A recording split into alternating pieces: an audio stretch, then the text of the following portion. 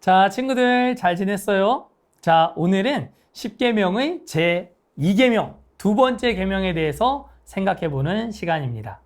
목사님이 이 2계명은 우리가 하나님을 사랑하는 데 있어서 그 사랑의 방법이 어떠해야 하는가라고 하는 것을 가르쳐주는 계명이라고 했어요.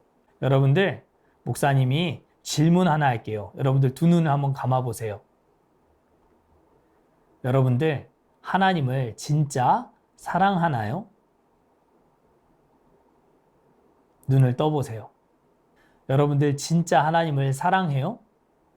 하나님을 사랑하면 우리가 어떻게 사랑해야 하죠? 하나님이 어떻게 우리의 사랑을 받으시는 분이 되실 수 있을까요? 우리 소율이 문답 50번째 그리고 51번째 문답의 대답을 한번 읽어보도록 하겠습니다.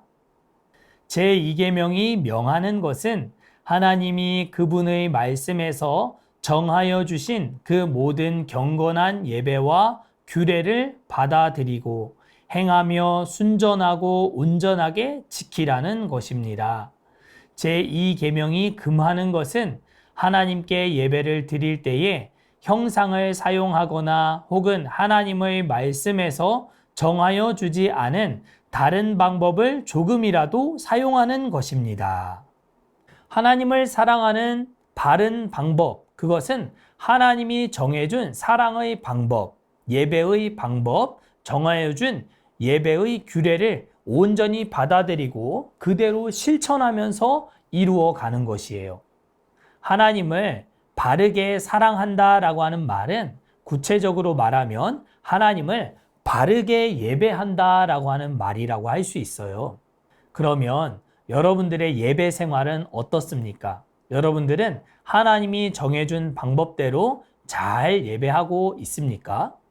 구약시대의 예배를 가르쳐주고 있는 제사의 책 레위기를 보면 레위기 1장 가장 예배 중에서도 기본 예배가 되는 번제에 대해서 설명할 때 이러한 말씀이 기록되어 있는 것을 볼 수 있어요.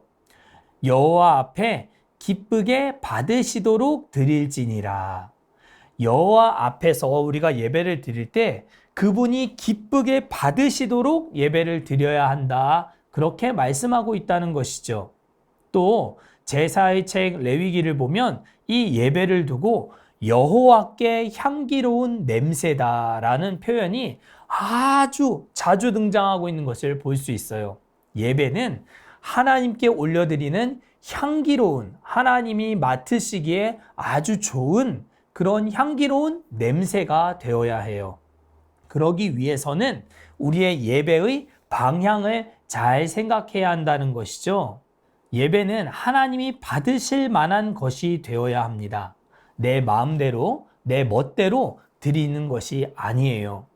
하나님이 정하신 방법과 규례대로 해야 한다는 것이죠. 그래서 우리는 이 예배의 두 가지 방향을 잘 생각해야 해요. 첫 번째 방향은 사람이 하나님을 향해 나아가는 방향이에요.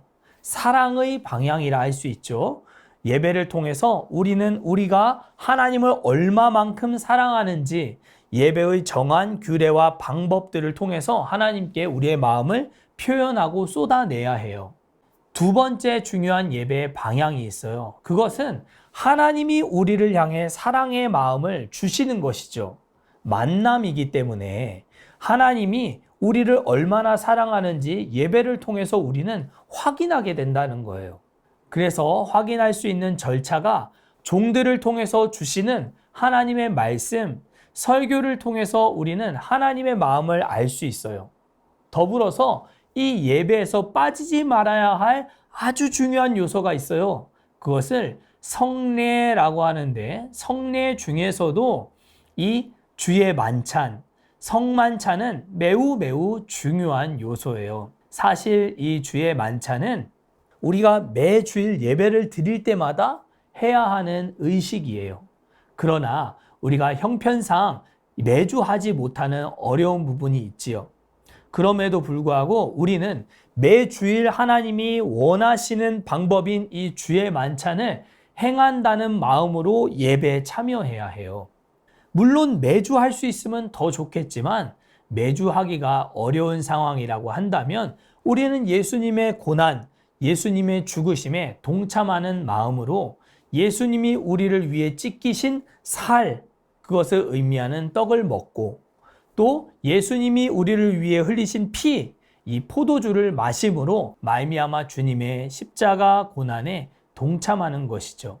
이것은 하나님이 우리를 향해 다가오시는 사랑을 의미하는 거예요. 그러니까 예배의 두 가지 방향성, 우리가 하나님 앞에 나아가는 것, 하나님이 우리를 향해 다가오시는 것, 이것을 우리가 생각해 볼 때에 우리는 어떻게 예배해야 하는가 하는 것을 알 수 있지요. 또 이 두 번째 계명에서 아주 중요한 핵심적인 부분은 눈에 보이지 않는 하나님을 예배하는 일이기 때문에 이 하나님을 대신할 어떠한 형상도 만들지 말아라 라고 말씀하셨다는 것이 아주 중요해요. 우리의 사랑을 이러한 형상들에 줄 수 없다는 것이죠. 우리의 사랑을 받으셔야 될 하나님을 형상화하지 말라. 어떠한 것으로도 하나님을 대신하게끔 만들지 말아라. 이것을 이야기하고 있는 거예요. 이것은 여러분들 잘 생각해 보세요.